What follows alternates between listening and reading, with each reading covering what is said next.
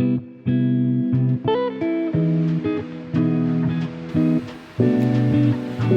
は今日この箇所から正義のキリスト者ということでメッセージを聞いていきたいと思います。 할렐루야. ハレルヤ。 한 주간 평안하셨습니까? 皆さん1週間よく過ごされましたか？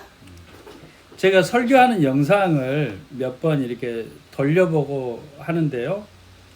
私がこの皆さんと共にするこのメッセージをですね何回か見返すのですが、 이렇게 좀 웃는 표정으로 여러분들에게 메시지를 하면 좋겠다는 생각을 하고 있습니다. なんかちょっといつもね自分が硬い表情をしているから柔らかい表情で皆さんにメッセージできたらいいなって自分で映像を見て思いました。 약간 이렇게 딱딱하게 해서 죄송합니다. なんか僕がすごいちょっと堅苦しい表情になってしまっていつもごめんなさいねということです。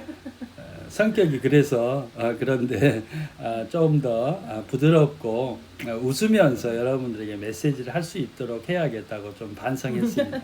少し僕の顔がもともとちょっとそういう顔もあってちょっと性格もちょっと硬くってなんかちょっと皆さんに硬い表情ばっかり見せてしまっていてですねちょっと申し訳ないなと思います。 자, 그러면 지금부터 좀 웃으면서 메시지를 전하도록 하겠습니다. 今日はですねちょっと意識的にちょっとこう顔も柔らかくしてメッセージしていきたいと思います。どこまで続くかわからないですね。 지난 한 주 동안 우리 각자의 삶 속에서 기쁜 일도 있었을 것이고요. 또 마음에 무거운 일도 있었을 것입니다. もちろんこの1週間ですねいいことばかりがあるんじゃなくって少し心に引っかかったり心が重くなるようなそのような出来事もあったんじゃないでしょうか。 뜻한 일이 잘 풀릴 수도 있겠고 또 예상하지 못한 어려움들도 만난 분들 계실 것입니다. 皆さんが思う通りに進んだこともあれば本当に予想外に難しい状況になることもあったかもしれませんね。 그러나 지금 이 시간만큼은 세상의 모든 염려 또 복잡한 생각들을 잠시 내려놓으시기를 바랍니다. でもですねいろんなことがあるかもしれないけど今この時間今ですね今は私たちのその心のなんか複雑なものとか何か心配事そういったものを今横に置いて、一緒に過ごしたいと思います。 저는 하나님의 말씀을 전하는 사람이지 여러분에게 제 뜻이나 제 사상을 전하려고 하지 않습니다. 僕は神様のこの言葉を皆さんにこう伝える働きをするものですね。だから僕のこの例えば考えとか僕が持っている思考を皆さんに押し付けるものではないです。 제가 항상 기도하는 것은 여러분들이 제가 전하는 메시지 속에서 하나님의 음성을 듣기를 원합니다.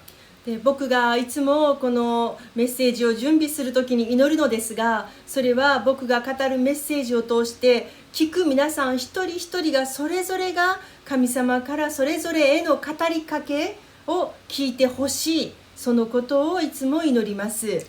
제가 항상 저를 통해서 하나님께서 말씀해 주시기를 간절히 기도하고 있습니다. で僕はメッセージを作るにあたって神様が直接私にそのメッセージを語ってくださることを何よりも強く祈っています。 그 점을 잘 생각해 주시고 제가 전하는 이 메시지를 통해서 여러분들이 하나님의 뜻이 무엇인지 각자에게 주시는 말씀을 들었으면 좋겠습니다.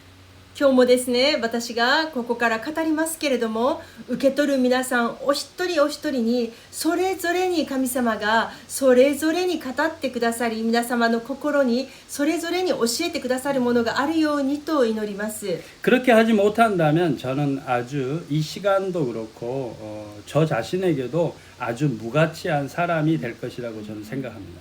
皆さんがそのように神様からそれぞれがこの耳を傾け私の心にこのような思いがあったとかねこういうものがもしないのならば僕が本当にここでやることとか語ることっていうのは価値のないことになるんじゃないかなと思います。 지난주에 저는 매우 인상적인 뉴스 하나를 접했습니다.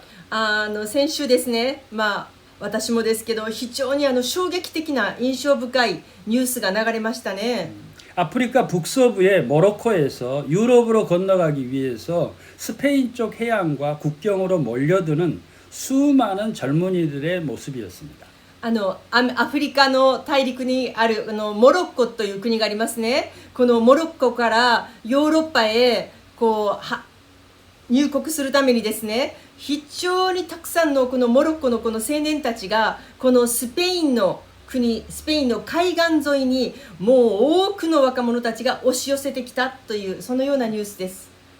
어떤 사람들은 바다를 그냥 헤엄쳐서 왔고요. 어떤 사람들은 방파제를 넘었으며 어떤 사람들은 그 날카로운 그 가시가 돋친 그 철책들을 향해서 넘어갔습니다. 本当にこの青年たちの中には本当にこの海を泳いでスペインの海岸に到達したものもあるし、この防波堤をですね、もう越えてやってきた人もいますし、あるいはこのなんていうんでしょうかね、高い鉄条門ありますよね。この釘がいっぱい刺さった、もうあれを顧みずに血が流れてもそれを越えてやってきた青年たちもいました。 그들은 죽을 수도 있다는 그런 생각을 하면서 넘어갔을 것입니다. でこの彼らは自分たちがこのスペインの海岸に着くまでに、もしくは着いた時に死ぬかもしれないというそのようなことも考えてきていると思います。 그럼에도 불구하고 새로운 땅을 향해서 나아갔습니다. ただ彼らはそれでもですね、新しい場所、新しい土地に向かってやってきました。 그들을 그렇게 만든 것은 단순히 더 많은 돈을 벌고 싶다는 욕망만이 아니었을 것이라고 저는 생각합니다. このようなこのモロッコのこの青年たちをここまで追い立てたもの、それはですね、単に私たちが考えるようなお金をもっと稼ぎたいからとかね、そういう金銭的な欲望だけでそこまでしてきたのではないと思います。 그들은 가족들을 부양하기 위해서 돈을 좀 벌어야 되겠다. 그리고 가족들을 살려야 되겠다라는 그런 마음으로 목숨을 걸고 스페인 땅으로 향했을 것입니다. で彼らは単に自分のことだけじゃなくて、多分そのスペインにですね、スペインの海岸まで来たのは多分養わないといけないたくさんの家族、またその家族たちが生きるためのお金、それをどうしてもその青年たちが稼がざるを得ない、そのような事情も中にはあったのではないかなと思われます。 저는 그 유튜브 영상에서 한 청년의 모습이 인상적이었는데요. 그 오리발, 그 수영할 때 쓰는 그 오리발을 양손에 들고 스페인 만세 만세 하면서 뛰어오는 기쁜 표정을 뛰어오는 한 청년의 모습을 봤습니다. で僕はそのニュースの中で非常に印象的だったのは、この一人のそのモロッコのこの青年がですね、皆さんダイビングするときに足になんかヒレみたいなのをつけて泳ぎますよね。ダイビングする人たちが足になんかカッパの足みたいなのをつけて、であれをですね取って自分の手にその足につけるこのヒレみたいなのをこんな風につけて、スペイン万歳スペイン万歳って言って海岸に着いた時にそのように大声で叫んだんです。에가오데네. 우리는 지금 출애굽기의 말씀을 계속해서 읽어가고 있습니다. 私たちね、今この出エジプト記ずっと読んでいますよね。 출애굽기는 애굽에서 종살이하던 백성이 자유를 찾아 새로운 땅을 향해 나아가는 이야기입니다. この出エジプト記というのはまさにですね、このエジプトでのこの奴隷生活、ここから自由を求めて新しい土地へと進んでいく、まさによく似たお話ですね。 그런 수천 년이 지난 오늘날에도 더 나은 삶을 찾아서 고향을 떠나는 사람들이 있습니다. でも今もう何千年も過ぎた今日、今日もですね、このようにさらにより良い生活を求めて自分の国やふるさとを後にする人がたくさんいます。 한국과 일본에도 여러 사연을 가진 이주민들이 살아가고 있습니다. この韓国にしても日本にしてもさまざまな事情、理由を抱えてこの移民してくる人たちが、たくさん暮らしていますね。 전쟁을 피해서 온 사람도 있고요.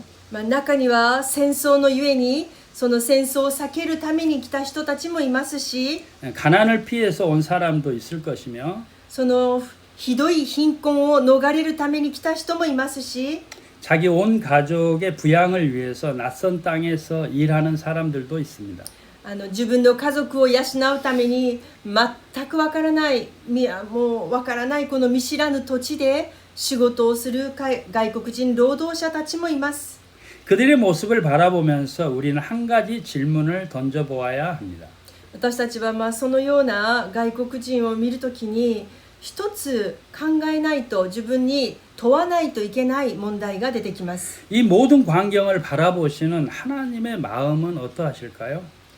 神様がこれらの光景、これらの人たちをどのようにご覧になっているのかということをまず私たちは考えないといけないと思います。 오늘 출애굽기 23장의 말씀은 바로 그 질문들에 대한 하나님의 대답을 들려주고 있습니다. でまさに今日の23章というのは、この御言葉というのはまさに私たちのこの問いかけに対して神様の答えを私たちに聞かせてくださる、そのような場所でもあります。 자, 말씀 속으로 한번 들어가 보실까요? ではこの御言葉の中に私たち入っていきましょうか。 오늘 우리에게 주시는 말씀은 출애굽기 23장 1절로부터 9절의 말씀입니다. 今日皆さん、私たちが神様からくださるメッセージは23章の1節から9節でしたね。 오늘 우리에게 주시는 이 말씀을 묵상하면서 저는 몇 가지 단어에 주목하게 되었습니다. 僕はこの御言葉をですね、黙想しながらいくつかの言葉に今週も注目しました。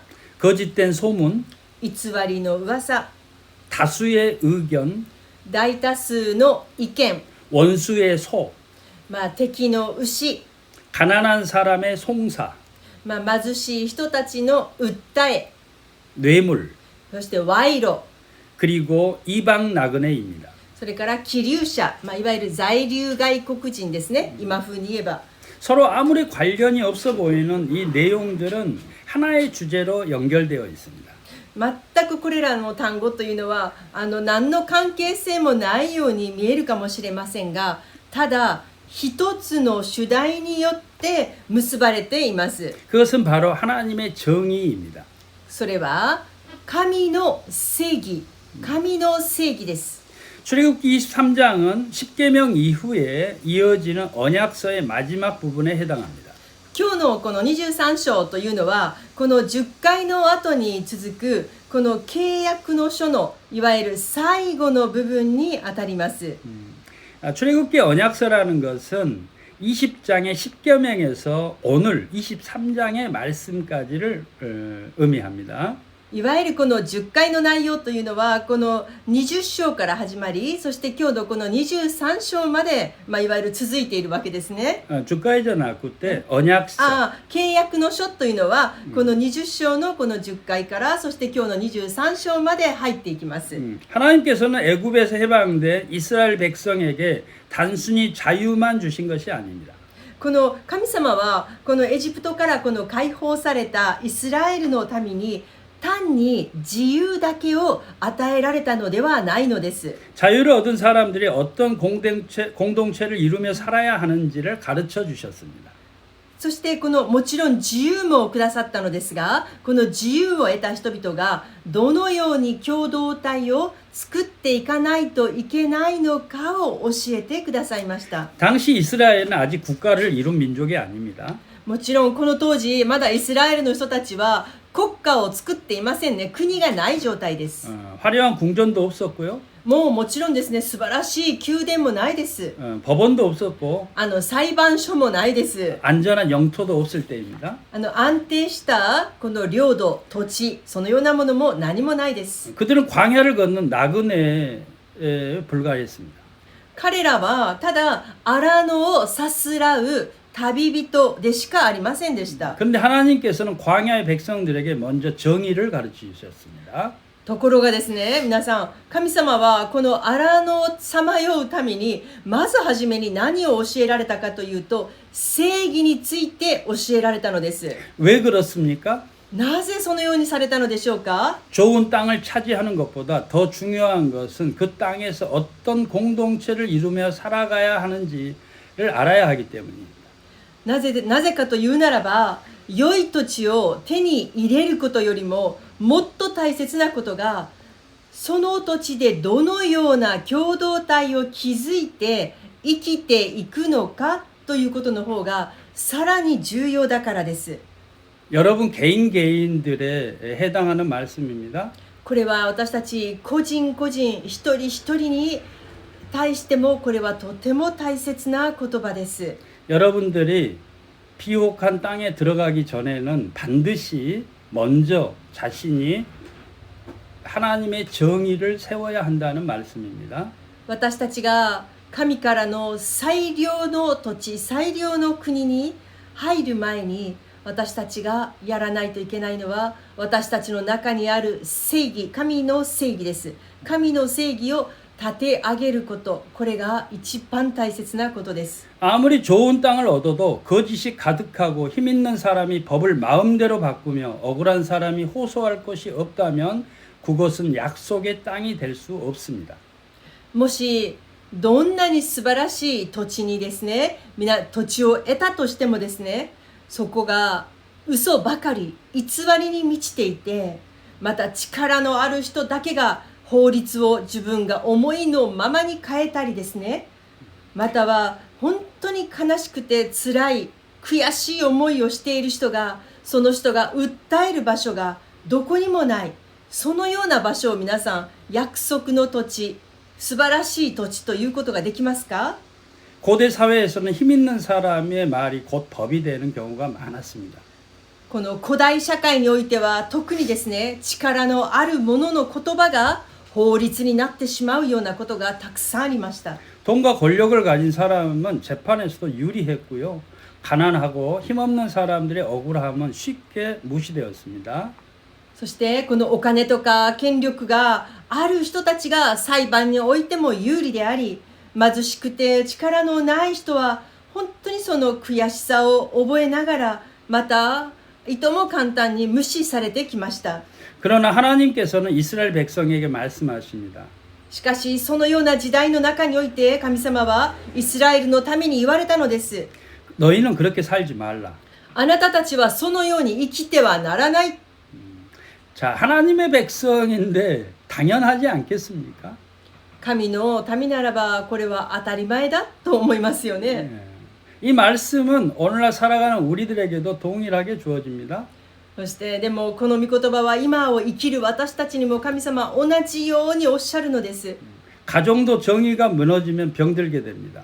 皆さん、この家庭生活の中においても正義が崩れたら家族は病んでしまいます。 교회도 정의가 무너지면 건강하게 살 수 없습니다. 教会も同じです。教会の中の正義というものが崩れたらもう教会としては成り立ちません。 힘 있는 사람의 말만 통하고 약한 사람의 아픔이 무시된다면 그 공동체는 하나님의 공동체라고 말하기 어렵습니다. いつも何か力がある人、立派な人の言葉だけが通り、まかり通り、弱い人や本当に痛みを覚える人がいつも無視をされるような、そのような共同体であるならば、それは神の共同体とは絶対に呼ぶことができませんね。 그렇다면 하나님께서는 우리가 어떤 사람이 되기를 원하실까요? では神様は私たちがどのような人になること、どのような共同体を作ることを願っていらっしゃるのでしょうか？ 첫 번째는 거짓된 소문을 퍼뜨리지 말라고 하셨습니다. まず一番目、一つ目です。偽りの噂を言いふらしてはならないです。 오늘날 우리는 정보의 홍수 속에서 살아가고 있습니다. もう私たちは現在ですね、情報の洪水の中で今生きていますね。 휴대전화만 열면 수많은 뉴스와 영상과 주장들이 쏟아져 나옵니다. もう携帯電話をね、ちょっと開くだけでも、もう恐ろしい数のニュースとか映像とか、もうさまざまな YouTuber のこの言葉が溢れていますよね。 여러분, 정보들이 많이 쏟아진다고 누구나 그 정보를 판단할 수 있는 것은 아닙니다. 本当にね、このたくさんこのあるからといってこう全部私たちがこの判断することできないです。 제가 보는 사람들 이렇게 보고 있으면 유튜브 지식이 약한 사람들은 유튜브 영상 몇 개를 보고 그것이 진리인 것처럼 판단하는 경우를 자주 봤습니다. ね、時々ですね、このちょっとこう単純な人っていうんでしょうか、ある人たちはちょっとのねニュースとかこうそのYouTuber の話をいくつか聞くだけですぐにそれを信じてしまって、あ、これが真実だ、これが真理だといとも簡単に信じて流れてしまう人がいます。 어떤 사람들은 자신이 직접 본 것처럼 말하기도 합니다. またある人はいかにもね YouTuber です。自分が本当に直接見たかのように話すそのような人たちもいます。 어떤 사람 자신만이 모든 진실을 알고 있는 것처럼 단정짓기도 합니다. またある人は、自分だけがもう全て真実を知っているんだかのように話す人もいます。 유명한 사람이 말한다고 해서 반드시 옳은 것이 아닙니다. 仮に皆さんがよく知っているとても有名な人が話したからといってその言葉が本当に真実かどうかは分かり 내가 ません。 믿고 싶은 내용이라고 해서 사실이 되는 것도 아닙니다. ある時は自分の考えと同じ自分が聞きたい言葉だったそんなことを言う人たちがいたからといってその人の言葉が正しいとは限らないのです。 저는 신앙인들에게 매우 주의를 기울이라고 부탁드리고 싶은데요. 僕は特に本当にこの信仰を持った人クリスチャンたちに特に気をつけてくださいと言いたいです。 설교와 신앙적인 영상도 마찬가지입니다. 今言ったことはこの信仰に関するメッセージいわゆるクリスチャンのメッセージに関しても同じことが言えるのです。 화려한 언변과 감동적인 이야기가 있다고 해서 반드시 하나님의 말씀에 충실한 것이 아닙니다. 本当に華やかで非常に知識に富んで話術に富んだ感動的な物語を語ってくださるそのような話があったとしても必ずそれが神様の御言葉に対して忠実であるかどうかはこれは分かりません。 이건 굉장히 위험한데요. 기적을 일으킨다고 해서 하나님께서 보내신 사람이라고 단정 지을 수 없습니다. 皆さん特に今このこと一つ言います。奇跡の技をミラクルを起こしたからといってその奇跡が神様から来たかどうかこれは分かりません。ここがとても大切です。 악령도 기적을 일으킵니다. 悪魔も同じように奇跡を行います。 그러므로 우리는 무엇을 듣든지 성경에 비추어서 살펴보고 사실을 확인하며 신중하게 판단해야 합니다. ですから私たちは何を聞いてもいいのですがそれを聞いたら聖書の御言葉と照らし合わせて本当にその人が言ったことが書かれているのか確かめて事実を確認して非常に慎重にならないといけないということです。 가장 안전한 방법은 여러분들의 담임 목사의 말에 귀를 기울이시고 그분에게 질문하셔야 합니다. そして一番安全なことは自分が聞いたこととかいろんなこと全部自分が担当牧師ですね、皆さんだったら各牧師です。でまた他の教会だったら自分が通う教会の牧師先生に聞いて質問すべきですね。 저는 정말 담임 목사님이 훌륭한 분이라고 생각하는데 교인들이 그 담임 목사님의 말을 신뢰하지 않는 모습을 무척 많이 목격했습니다. 僕が今までこの牧師生活をして本当に自分が尊敬する牧師先生たちを見てもですねその牧師先生たちの自分が尊敬している牧師先生の教会の信徒さんたちがその素晴らしい牧師先生を全然まだ信用していないという姿を僕はもう何回も見てきました。 왜 그런가 하고 이렇게 봤더니 그 목사님은 설교를 유창하게 하지도 못하고 기적을 일으키는 분도 아니고요. 외모가 잘생긴 사람도 아니었어요. そしてこの各オニル牧師がですね本当に素晴らしい牧師だなって先輩たちを中におられるんです。ただなんで牧師がこれだ素晴らしい牧師なのになんで信徒たちがもっとこの自分たちのこの担任牧師に信頼しないのかなって考えてみたらその牧師先生があんまりかっこよくないとかですねそして奇跡を行わないとかですね、奇跡が起こらないとかですね、あとその人の心をつかむようなこう話術、こう人を喜ばせるようなふわっとしたなんかいわゆる華やかなメッセージ、それをしない、ただそれだけのことです。 더군다나 친절하지도 않습니다. そして不必要に親切にもしません。 여러분 주의하시기 바랍니다. 皆さん注意してみてください。 여러분의 보낸 교회는 하나님이 그 목사님을 통해서 맡겨준 것입니다. 神様が皆さん、またそこの信徒さんお一人お一人をその教会に送られたのです。これをしたのは神です。 밖으로 돌아다니다 이단에 빠지는 사람들을 많이 봤습니다. そしてそうこうしているうちにあっちの教会こっちの教会、あっちの話こっちの話聞いているうちに気がついたら、そこの信徒さんとかがですね、異端の教会にもう引っかかっているということを1回2回じゃないです、もうたくさん見てきました。 사랑하는 여러분, 마귀는 삼킬 자를 찾고 있습니다. 本当にこの悪魔というのはですね、この生け捕りを探しています。 신천지나 통일교에 빠진 사람들이 바로 그런 사람들입니다. 日本でも統一教会とか、あと新天地と呼ばれる異端がありますが、そこに陥る人たちもそのような人が多いです。 일본では 天理教 とかあるんじゃないですか. そうやね、天理教あるね。 그런 이상한 종교에 빠지는 사람들이 바로 그런 사람들입니다. 本当にですね、迷い出てそのような宗教に陥ってしまう人たちの大半が、そのように神が送られた、神が立てられた牧師というのを信じることができない人たちです。 여러분들이 어떤 소문을 들으면 한쪽의 말만 듣고 쉽게 결론을 내려서는 안 됩니다. 皆さんが何か噂を聞いたとします。そしたらその片方の話だけ聞いたらダメです。 당사자의 증언이 중요하지만 한 사람의 말만으로 모든 사실을 알 수는 없습니다.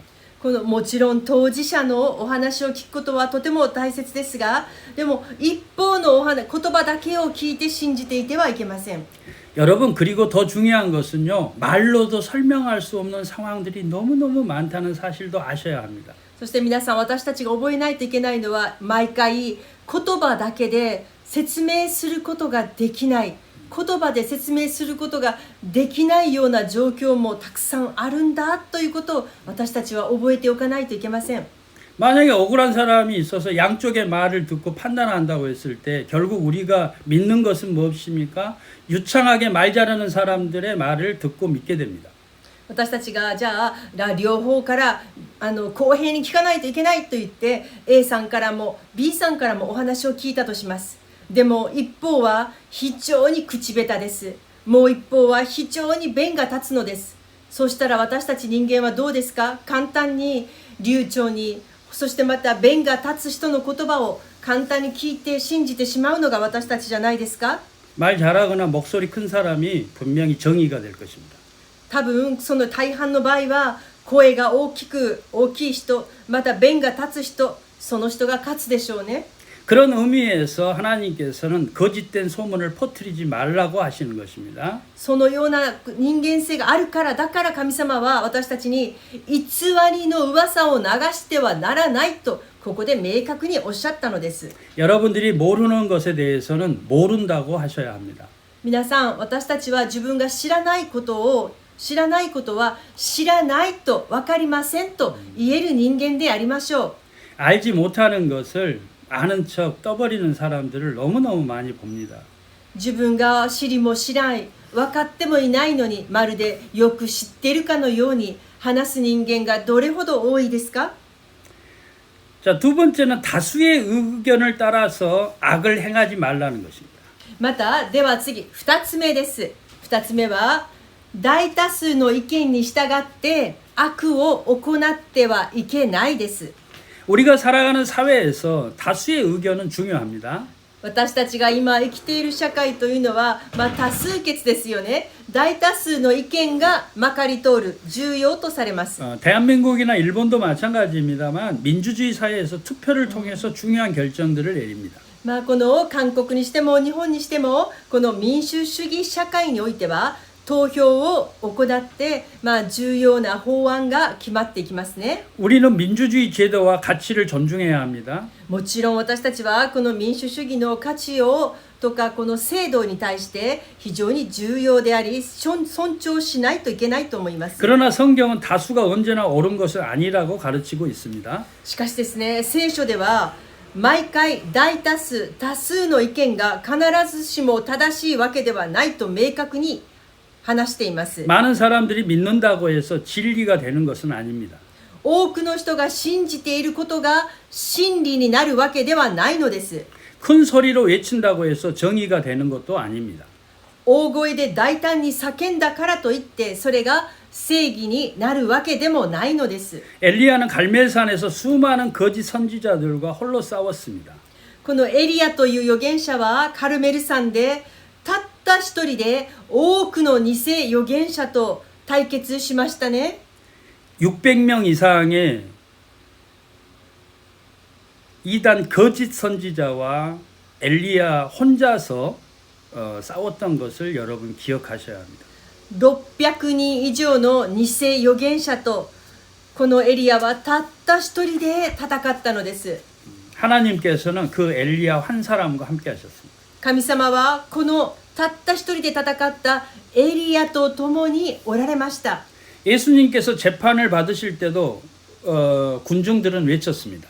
イエス様がこの裁判を受けられた時も群衆は叫びました。 십자가에 못 박으라. 十字架につけろ。 한 사람도 그렇게 해서는 안 된다고 하는 사람이 없었습니다. その時たった一人もいなかったのです。そんなことしてはいけませんと叫ぶ者が誰一人いなかったのです。 저라면 그렇게 했을 텐데요.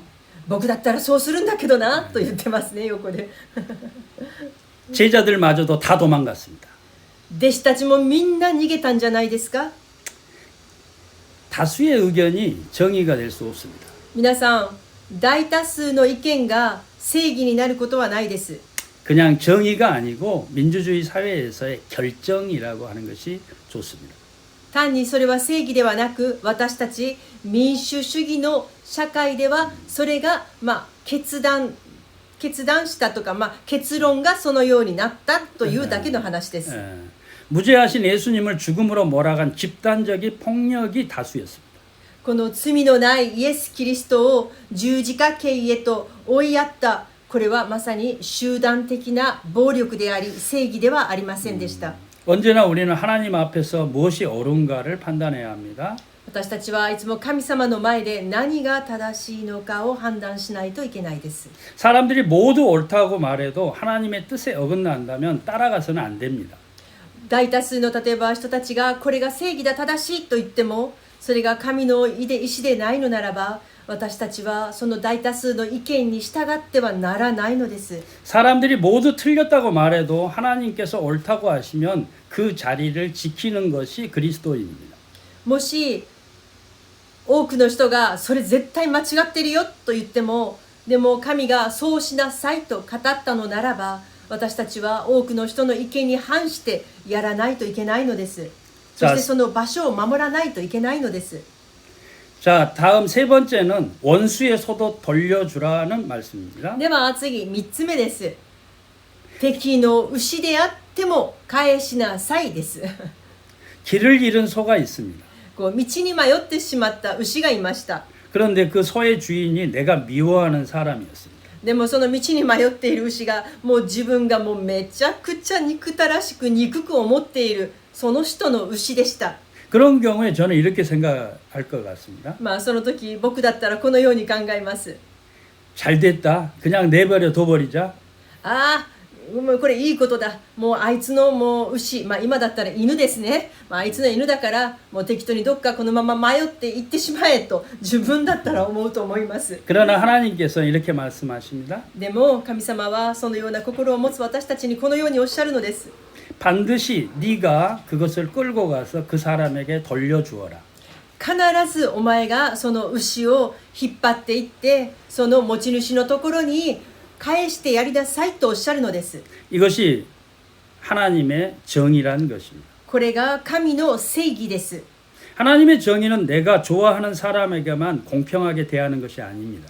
この神様の正義という時にですね、私たちが自分が非常に好きな人とか自分にとって都合のいい人だけに公平に接するという意味ではありません。 나를 미워하는 사람에게도 동일한 원칙을 적용하는 것이 바로 하나님의 정의인 것입니다. 自分が嫌いなだけじゃなくて憎んでいる人にも同じようにこの原則を適用しなさいというこれが神の正義なのです。 예수님께서는 말씀하셨습니다. イエス様はおっしゃいました。 너희 원수를 사랑하며 너희를 박해하는 자를 위해서 기도하라. あなた方の敵を愛しなさい。あなた方を迫害する者のために祈りなさいとおっしゃいましたよね。 원수를 사랑한다는 것은 그의 잘못을 옳다고 말하는 것이 아닙니다. この敵を愛するというのはその人の過ちが正しいということではありません。 잘못에 대해서는 정당한 책임을 물어야 합니다. 그러나 그 사람의 불행을 즐거워해서는 안 됩니다. この過ちに対しては当然その人に正当な責任を問うべきです。しかしその自分が憎んでいる人が不幸に陥った時にその不幸を喜ぶなとおっしゃっているのです。 우리의 정의에는 자비가 있어야 합니다. 私たちが神様からいただく正義というものは必ず憐れみがないといけません。 네 번째는 가난한 사람이라고 무조건 편들지 말라는 것입니다. では4つ目です。貧しい人だからといって無条件に貧しい人の味方をしてもいけないということです。 하나님께서는 고아와 가부와 나그네를 보호하라고 수없이 말씀하셨습니다. もう神様は何度も何度も孤児、やもめ、それから寄留者、在留外国人ですね。このような人たちを守るようにと何度も律法の中でおっしゃっています。 그런데 동시에 가난한 사람이라고 해서 무조건 그의 편을 들어서는 안 된다고 말씀하십니다. しかし同時にですね、貧しいからといってその貧しい人たちのを無条件にその人たちの味方をしてもいけないとおっしゃっているのです。 왜 그렇습니까? なぜそのようにおっしゃるのですか？ 공의는 사람의 신분이나 형편이 아니라 진실을 기준으로 판단해야 하기 때문입니다. なぜでしょうか？公義、公の義というものはその人の身分とか環境ではなくて真実を基準として判断されなければならないからです。 가난한 사람이라고 언제나 옳은 것이 아닙니다. 貧しいからといってその人が言うことがいつも正しいわけではありません。 가난하다는 이유로 잘못까지 옳다고 말해서는 안 됩니다. 貧しいからといって全てが何か正しいとかそういうふうに心を偏らせてはいけません。 여러분 저는 세상에서 가장 어려운 일이 어려운 사람, 가난한 사람을 돕는 일이라고 생각합니다. 僕がこのいろいろな仕事の中で一番難しい仕事は何かと聞かれたらそれはこの世の中の貧しい人たちを助ける仕事が一番難しいと自分は考えています。 여러분 감정을 주의하시기 바랍니다. 皆さん自分の感情に私たち気をつけないといけないです。 어떤 공유에는 직접적인 도움이 필요합니다. もちろんある時は直接的に手を差し伸べることが必要な時もあります。 어떤 경우에는 전문적인 복지기관이나 공동체에 연결하는 것이 더 좋은 도움이 될 수 있습니다. またある時はこの専門的な福祉の機関とか、そのような体制を持つ共同体にその人たち貧しい人たちをつなぎ合わせることも大切です。 중요한 것은 사람을 쉽게 판단하지 않는 것입니다. 本当に大切なことは私たちが簡単にその人たちを判断してはいけないということです。 저 사람은 게으르겠지 라든지 例えば貧しい人を見て単にあの人はもう怠けているからとかそのように何も知らずに判断するなということです。 반대로 불쌍해 보인다는 이유만으로 사실을 확인하지 않고 모든 요구를 받아들여서도 안 됩니다. でも反対に本当に見るからにしてかわいそうだとそのように思って見えたとしてもただそれだけの理由でその人の真実を確かめることもなくその人の要求をすべて受け入れることもこれも良くないことです。 사랑에는 분별이 필요하고 정의에도 자비가 필요합니다. 皆さん愛愛には見分ける力が必要です。 진실을 正義には憐れみが必要です。 진실을 살피면서도 사람을 사랑하는 것이 하나님의 공의입니다. その真実を確かめながらも、でもその人を愛してあげること、それが神様の公義だとここで教えられています。 다섯 번째는 뇌물을 받지 말라고 하십니다. では次、5つ目です。5つ目は賄賂を受け取ってはならないです。 뇌물이 무서운 이유는 사람의 판단을 흐리게 하기 때문입니다. 本当に賄賂が怖いのは、私たちは賄賂を受け取るとこの判断が鈍ります。 처음부터 악한 사람만 뇌물을 받는 것이 아닙니다.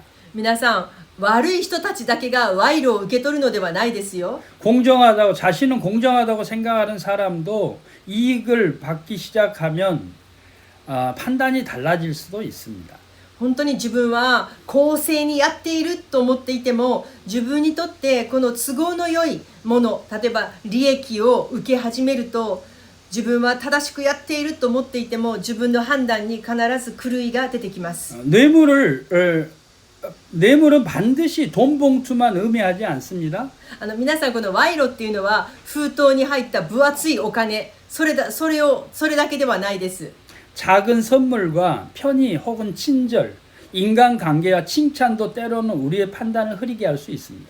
皆さん、時にはこの小さな贈り物、また便宜を図ってもらったり、あるいは特別に親切にしてもらったり、人間関係とか、あと特別に自分を褒めてくれたりとかね、そういったこと一つ一つも私たちが正しく判断するときに、その判断を狂わせる時があります。 이런 걸 잘하는 사람들이 사기꾼들입니다.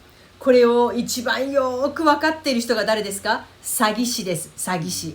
누군가가 나에게 잘해 주었다는 이유로 그 사람의 잘못을 덮어준다면 공의를 굽게 하는 일입니다. 誰かが自分にとてもよくしてくれたとか、親切にしてくれたとか、そういう理由でその人が犯した過ちを私たちが多めに見たり覆い隠したりするならば、それは公義、公の義を曲げるということです。 대한민국의 공직자들이 부자들이 많습니다. この韓国においてはこの공직자なんだ 공무원 公務員は非常にそういう人が多いです。 여러분 공직을 하려면 저는 자기 재산을 다 가난한 사람들에게 나누어 주고 공직을 해야 한다고 생각합니다. 僕はね、本当に公務員とかいわゆるこの役職のこの高い、政治家とかに本当になる人は、自分が持っている財産とかそういったものを全部公開して本当に分け与えていくべきだと思っています。 그렇지 하지 않는 이상은 또 재산이 부풀려지는 사람들은 공직자로서 저는 자격이 없다고 생각합니다. 本当に今この自分の財産を隠し持ったりですね、本当にそれを陰で持っている人たちっていうのを、僕は本当にこれは政治家とか、そういう人たち認めることができないです。 도적놈들이 너무 많은 세상에서 우리는 살아가고 있습니다. 私たちは本当にこの盗っ人っていうんでしょうかね、本当にそのような正しくない人たちがたくさん住む、そのようなものが権力を持つ世界で、私たちは韓国も日本も生きていると思います。 여러분 어떤 사람을 판단하는데 그 삶의 태도나 이런 것들을 보는데요.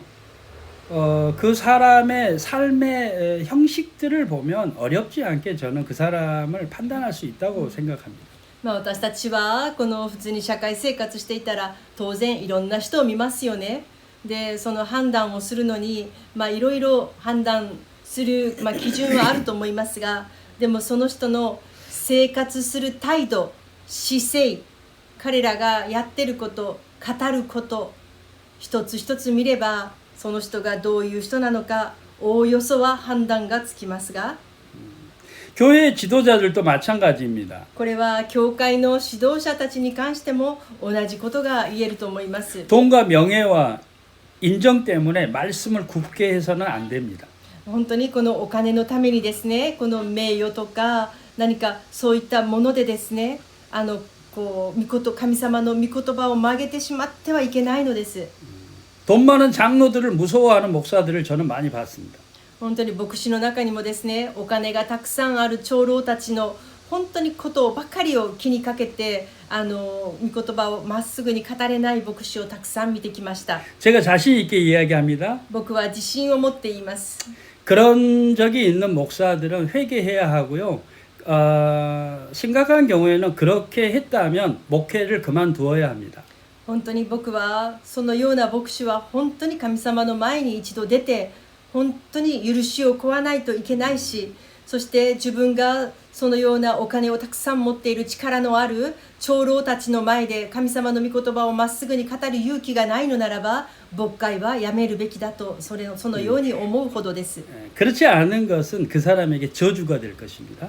なぜならば、もしその牧師がそうしないのならば、その牧師に呪いが降りてくるからです。 오늘날 사람들은 돈이 많으면 성공한 사람이라고 말합니다. 今私たちの生きている社会はお金さえあれば、あなたは成功したねと言いますね。 그러나 돈이 삶의 주인이 되면 사람보다 계산이 먼저 보이기 시작합니다. しかしこのお金が何よりも重要になるのならば、本当にいつも頭の中で計算することだけがいつも先に立つようになります。 저의 지금 작업실에서 만화를 배우고 있는 박이사 군이 있습니다.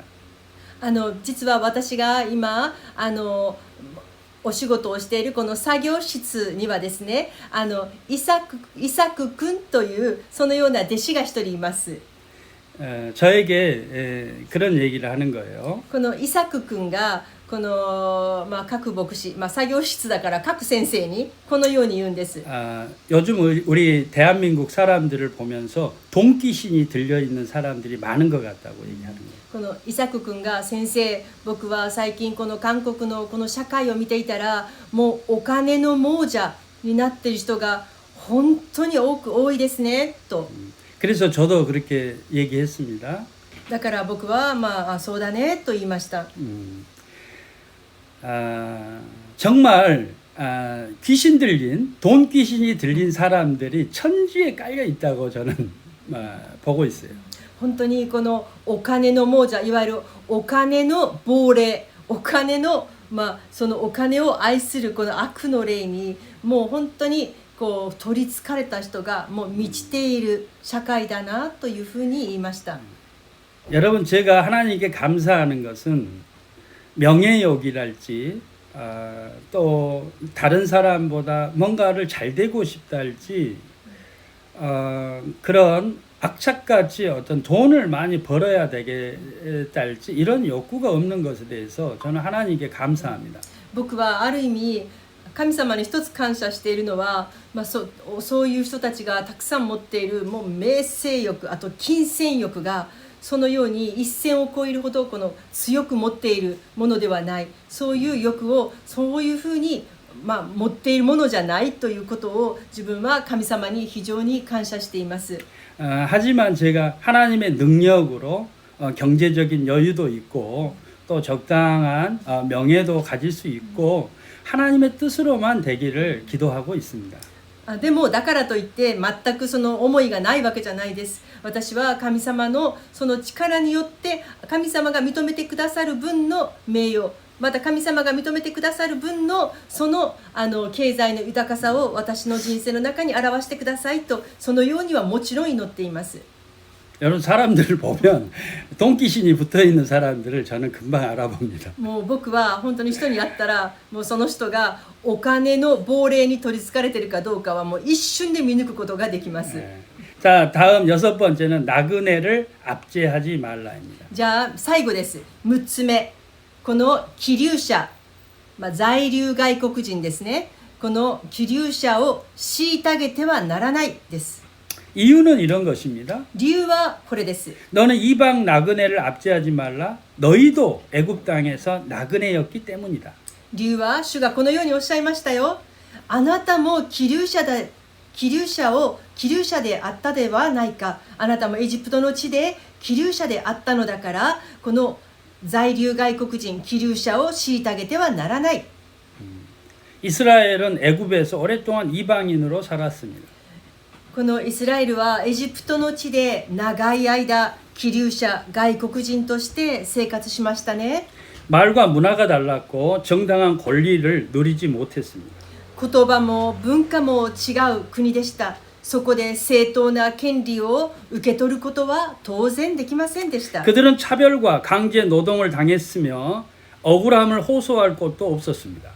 その当時イスラエルの人は差別を受けて強制労働をさせられて、そしてどんなに悔しくても訴える場所すら与えられませんでした。 하나님께서는 그 고통을 잊지 말라고 말씀하십니다. 神様はだからイスラエルの民にその苦しみをあなた方は絶対に忘れるなとおっしゃったのです。 고난을 겪은 사람은 다른 사람의 고난을 이해해야만 합니다.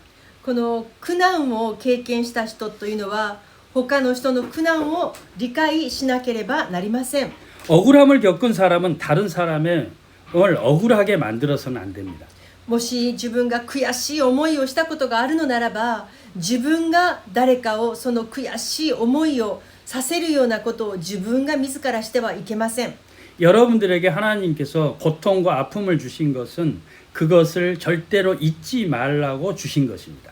もし皆さんがそのような苦痛とか本当に悲しみとか悔しさを経験したのならば、神様はそれを忘れるなとおっしゃるのです。 여러분들이 그걸 잊어버리는 순간 하나님께서는 내 자녀가 개돼지가 되었구나라고 말씀하실 것입니다. チェ 개돼지. もし皆さんが本当に自分がそのような苦しみを忘れて誰かにそのようにするならば、本当に皆さん私たちは犬であり豚同然の価値のものとなります。 너희가 겪었던 아픔을 기억하라. あなたが経験したその痛みを覚えなさいです。 오늘 한국과 일본에도 많은 이주민들이 살아가고 있습니다. 今韓国も日本も非常に多くの、外国人たちが住んでいますよね。 그들 가운데는 합법적으로 일하는 사람도 있고 체류 자격 문제로 어려움을 겪는 사람도 있습니다. もちろんその中には法律にあって合法的に働いている人もおられますし、でもある時はその在留資格ビザですね、ビザの問題で非常に難しい立場の中にいる人たちだっています。 국가에는 국경을 관리하고 법을 집행할 책임이 있습니다. もちろん国家国には国境を本当によく管理してこの法律を守るその責任が国にはあります。 모든 이주가 정당하다고 단순하게 말할 수는 없습니다. もう全てのこの移住してきている移民たちが本当になんて言うんでしょうかね、この法律的に正しいとは言えないです。 그러나 어떤 경우에도 그들의 생명과 인격은 존중받아야 합니다. しかしですね、皆さんそれがどんな移民であったとしても彼らの命とそれから人格は尊重されないといけないのです。 사랑하는 여러분, 저는 오늘 설교를 시작하면서 모로코에서 유럽으로 건너가는 사람들의 이야기를 말씀드렸습니다. 今日私はこのメッセージを語る前にモロッコからこのヨーロッパに渡ろうとするこの多くの人たちのお話を引用しましたね。 그들의 이주 방식이 법적으로 정당한가에 대해서는 여러 논쟁이 있을 수도 있겠습니다. もちろんですよ。彼らのこのようなやり方というのを正当化するのかどうか、これには多くの議論が伴っています。 국가가 국경을 관리하는 일도 중요합니다. 国が国境を守るのはこれも非常に大切なことです。 그러나 그보다 먼저 우리가 기억해야 할 것이 있습니다. ただ私たちクリスチャンがまず初めに覚えないといけないことがあるのです。 그들에게도 가족이 있고 사랑하는 사람이 있으며 더 나은 삶을 바라는 마음이 있습니다. 彼らにも私たちと同じように家族があります。私たちと同じように愛する人がおり、またもう少しでも良い人生、マシな人生をと願う人間としての心があるのです。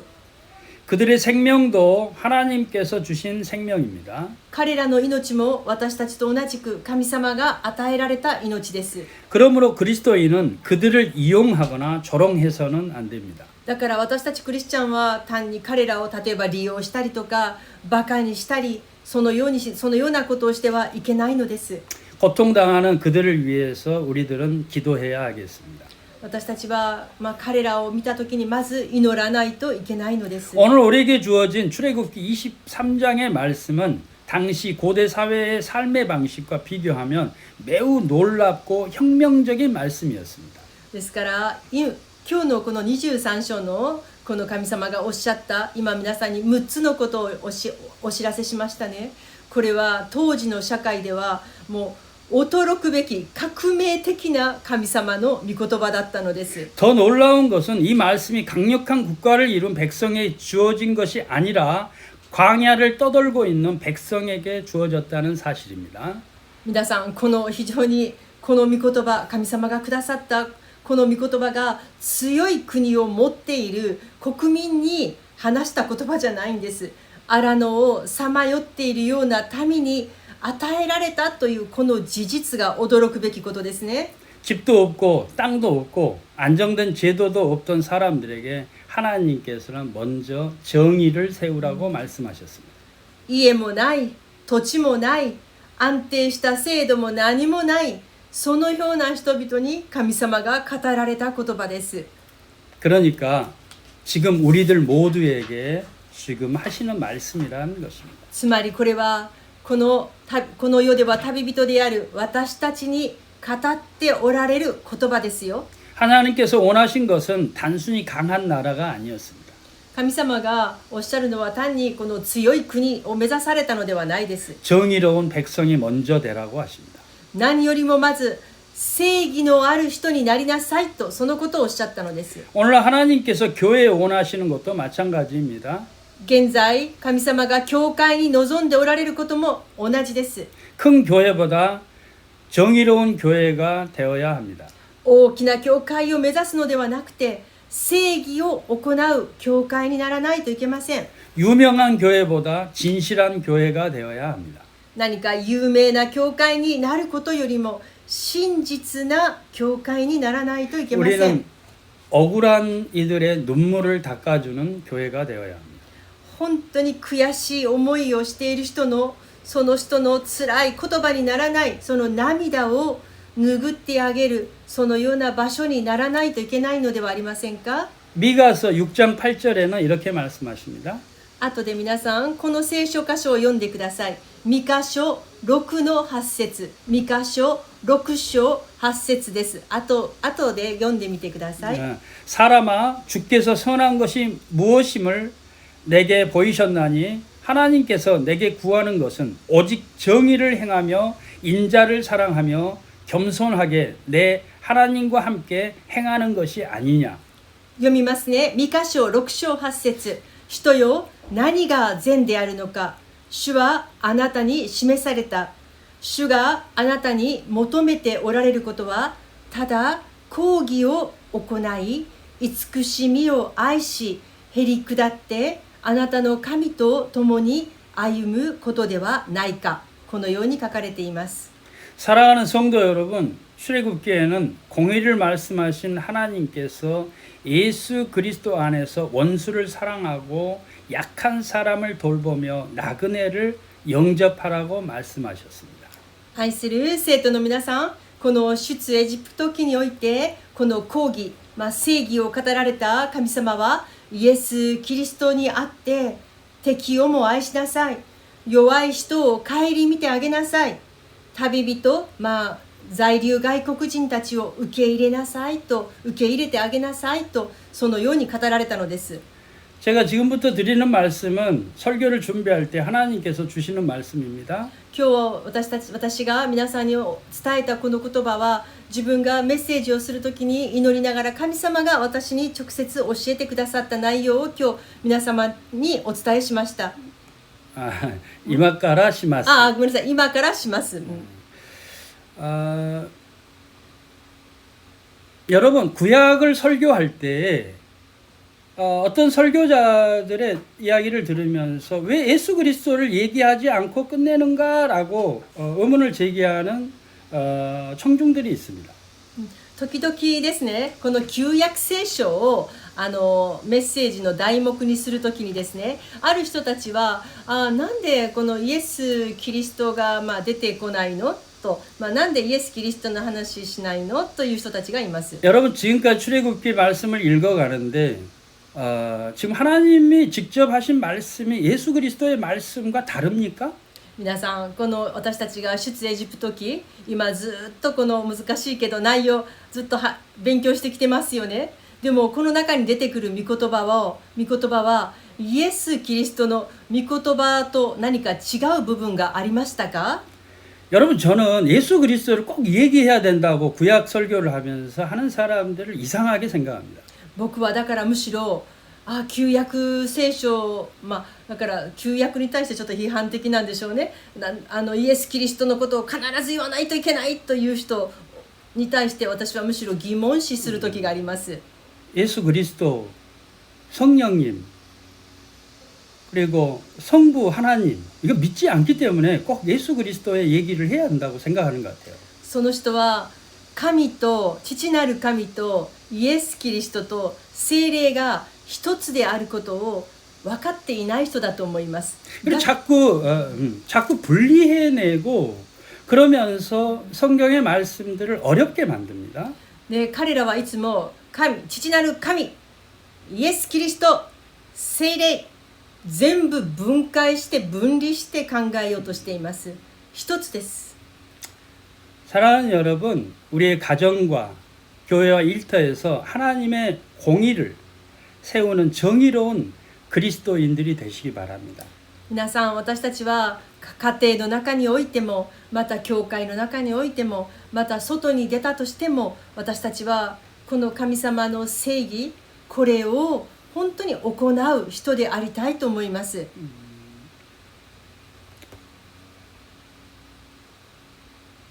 여러분들이 들은 말씀을 행하셔야만 합니다. 皆さんがやるべきことはただ一つ、聞いた言葉を実行するだけです。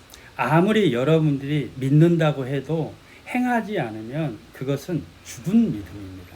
皆さん、どんなに素晴らしいメッセージをあちこち聞き回って知識が増えても行わないのならば、死んだ信仰も同然です。 예수님의 파레트 교회 그리고 교토 사라의 집 교회 성도님들이 정말 살아있는 그런 그리스도인들이 되시기를 예수 그리스도의 이름으로 축원드립니다. 私たちは生きた信仰を持つクリスチャンになりましょう。 오늘 좀 웃으려고 노력했는데 잘 됐나 모르겠어요. 今日僕はちょっと笑顔でお話ししようと思ったけど、内容が内容なだけに難しかったですね。 기도하시겠습니다. お祈りいたします。 할렐루야 하나님 아버지 ハレルヤ天のお父様、 좀 길고 少しメッセージが長くなりました。 하지만 하나님의 뜻이 우리들 모두에게 전해지기를 원합니다. しかしあなたの思いを私たちに伝えてくださることを願います。 저나 또 듣는 이들이나 모두 은혜 받고 우리의 삶이 정말 정의로운 하나님을 공의의 하나님을 실천하면서 사라지기를 원합니다. この語る者も聞く者も神様が教えてくださるあなたの正義をそれぞれの場所でそれを正義を行うことができるようにとどうか私たちを導いてください。 하나님 우리들을 불쌍히 여겨주시옵소서. 主よ、私たちをどうか憐れみを持ってみてください。 감사드리며 주 예수 그리스도 이름으로 기도드리옵나이다. 感謝してイエス様のお名前を通してお祈りいたします。 아멘. 아멘.